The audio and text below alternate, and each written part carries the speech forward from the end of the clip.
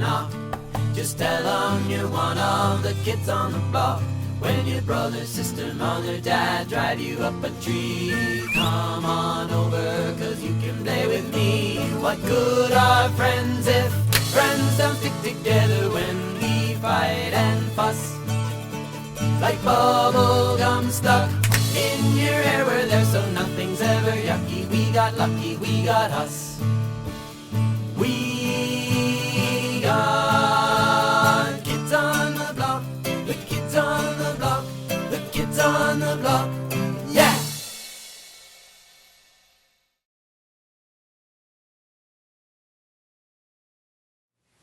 Teaching kids about tolerance and accepting of people with disabilities is what Kids on the Block is all about. Plugged In's Kelly Miller visited an area school to catch a puppet show with a message. For the past 16 years, children of all ages have been able to witness an interactive puppet show called The Kids on the Block. Here to tell us more about it is Diane Boston Knipe. Hi Diane, how are you? Good, thanks Kelly. Can you tell me a little bit about the show Kids on the Block? Well, The Kids on the Block was developed by a special education teacher about 20 years ago in the United States, and she was one of the first teachers to have to actually integrate kids into her classroom. And so she thought of a puppet show as a good idea, of a good way of breaking the ice and broaching some of the issues that she was going to have to deal with. The Kids on the Block program was suggested to the newly formed Independent Living Center of Waterloo Region in 1982 during a meeting with Rotaract, a Rotary International chartered organization. The original idea was for the center to run the program with combined sponsorship of Rotaract and Mennonite Central Committee. Hi, my name is John Enns. I'm one of the founding board members of the Independent Living Center for Waterloo Region. I started back in about 1981 when it was first still an idea, and my father was on the MCC board. I then got involved, and in the process we were looking at different kinds of programs to involve the community in improving their knowledge. My name is Bryce Palmer, and I'm the first chair of the Independent Living Center Board for Waterloo Region.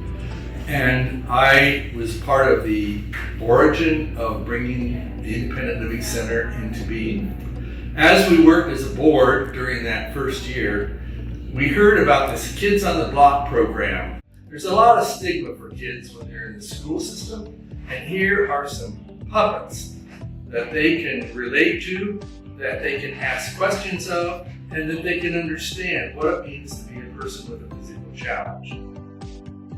The original troupe featured Mark Riley with cerebral palsy, Ronaldo Rodriguez with blindness, Mandy Pacini with deafness, Ellen Jane Peterson with Down syndrome, Jennifer Hauser with learning disabilities, as well as supporting cast Melody James and Brenda Dabrowski. Hey everyone, Mark Riley here. I was the very first Kid on the Block puppet ever created. I let kids know that just because I have CP and use a cruiser doesn't mean I'm not a regular kid. My Papa Wheelies were the hit of every show. Yeah! By January of 1983, shows were booked until May in local churches and schools. That first year had performances at 37 schools, 55 churches, and 38 groups. Students attending a summer school for the performing arts got a special treat today.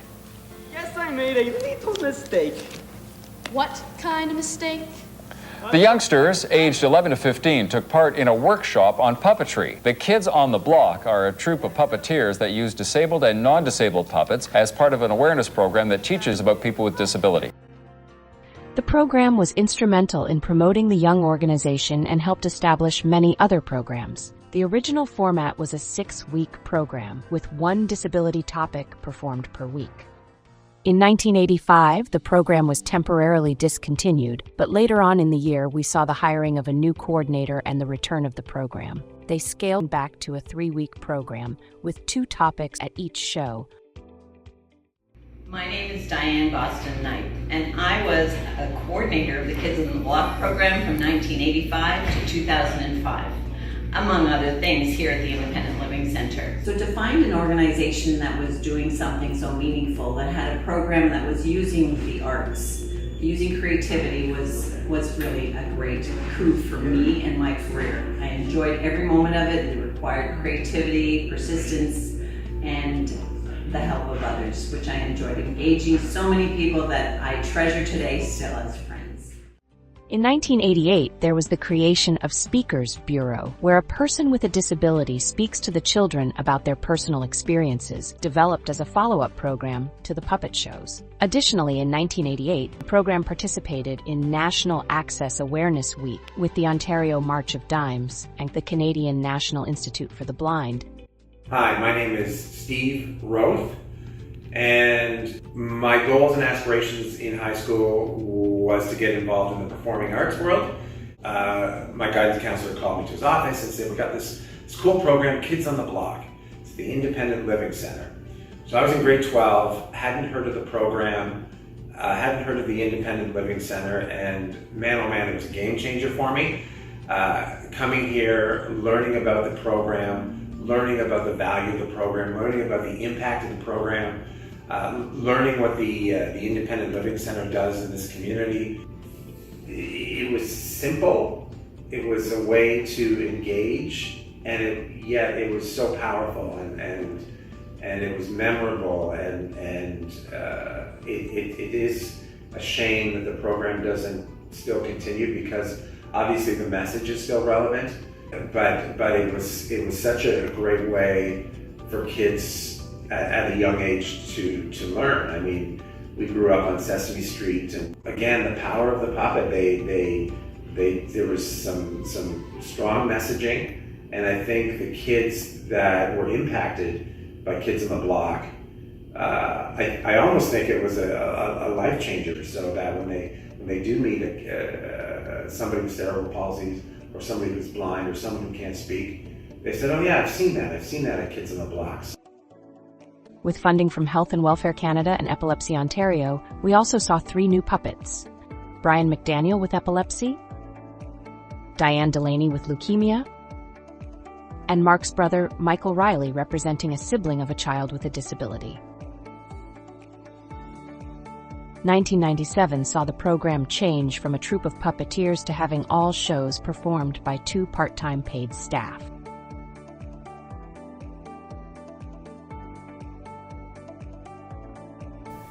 My name is Dawood Warnsby, and I learned about Kids on the Block when I was 9 years old, and the Kitchener Kids on the Block troupe, new in those days, came to my primary school and did a performance. And I remember seeing Ronaldo, and the puppeteers saying that he had a Braille watch, and I wondered from the audience, is it really a Braille watch? I was 16 years old, and I began a co-op placement through my high school with Kids on the Block. And the first thing I did was check Ronaldo to make sure that he did, in fact, have a Braille watch, which he did. And I continued to work with the program until 1990, when I started working part-time as a paid puppeteer. And by 1993, I took over the role of coordinator from Diane Boston and coordinated the program until 1998, about 4 years. And at that time, I started volunteering again and continued volunteering with Kids on the Block until 2018. So in total, about 30 years as a puppeteer.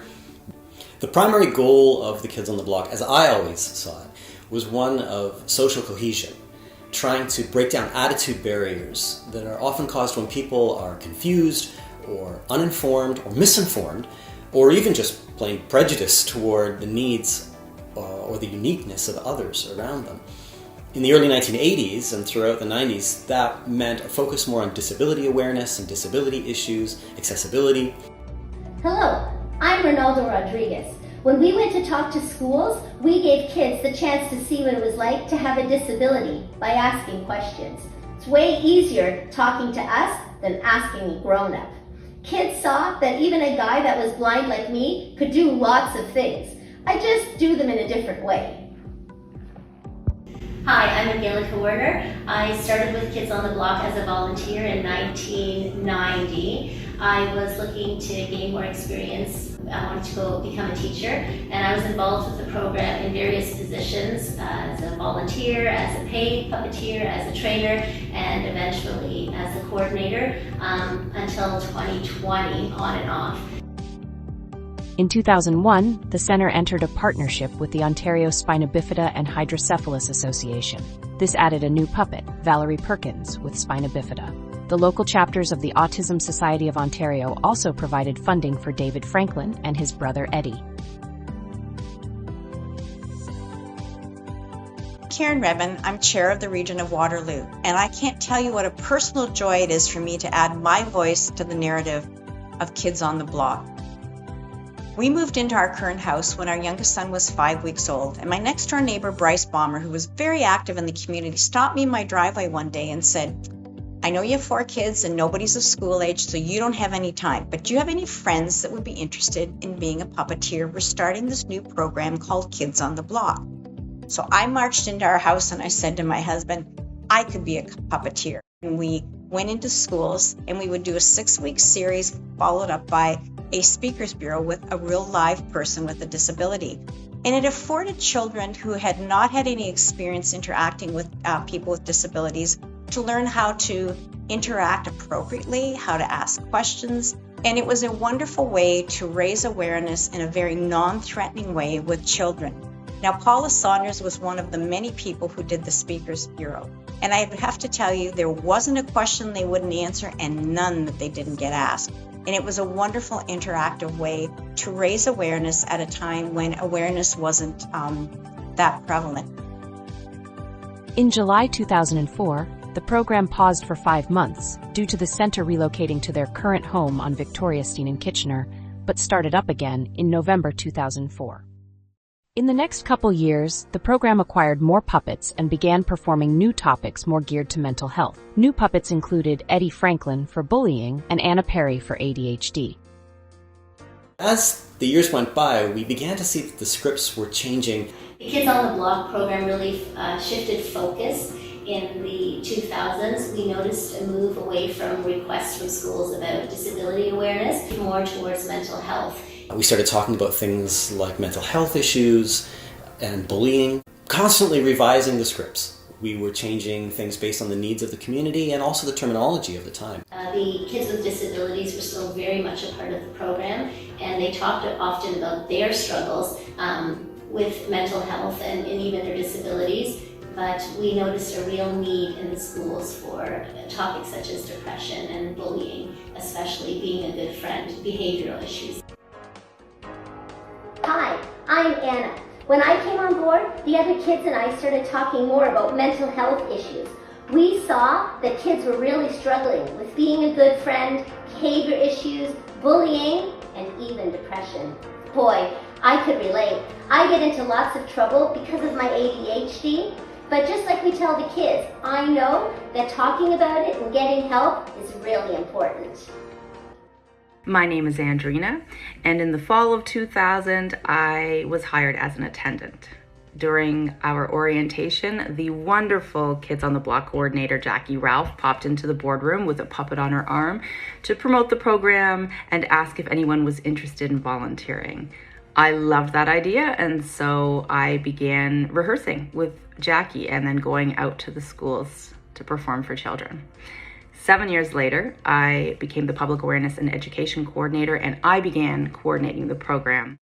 My very favorite part was interacting with children with disabilities and witnessing their excitement when they meet a puppet that has a wheelchair just like them or has a learning disability just like them. Unfortunately, when the COVID-19 pandemic hit, there were many challenges that came with keeping up the program, so it came to an end, but it will not be forgotten.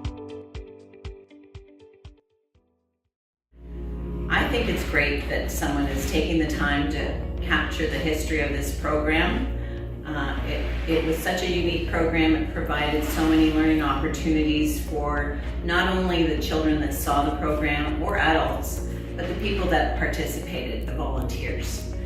Engaging volunteers was the most exciting part, meeting people who were interested in helping with our mission, with the cause, with the vision, and I hope that the program will continue in some shape or form down the road. There's a concept here that needs to be continued. It's not an old story, it's a continuing story. It's so wonderful to spread the news to kids and to other people that a lot of the ways in which people are marginalized is not reality. It's not the truth.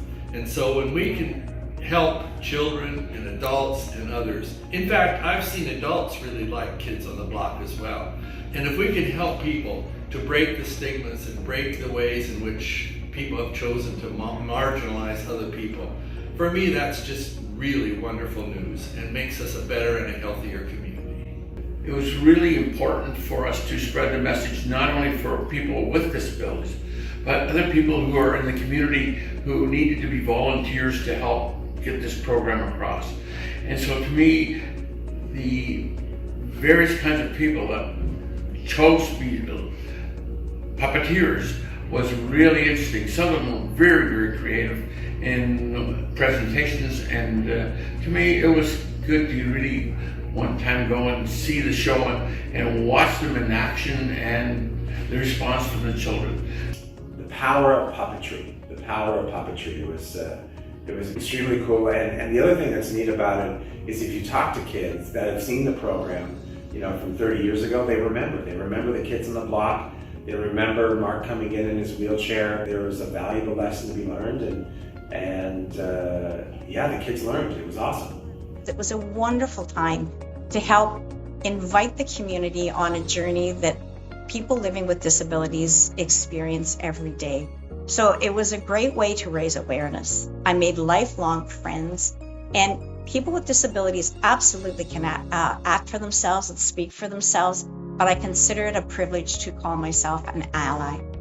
The Kids on the Block program being retired is bittersweet for me. On one hand, it means the end of a vibrant and unique art form that I think the children of our time are just too fast and too tech savvy to embrace. But on the positive side, when you think back to the late 1970s, when this program was created and why it was created, we've come a long way. Those were the days when a child with cerebral palsy couldn't even go to their local public school. And now we see a lot of change. People who watch this video should not look at it with just, a sense of nostalgia, but they should look at it with a sense of hopefulness that yes, change is possible. If you start with children and you use creative forms of education, you can make changes that 30, 40 years later will see our world be a very different place.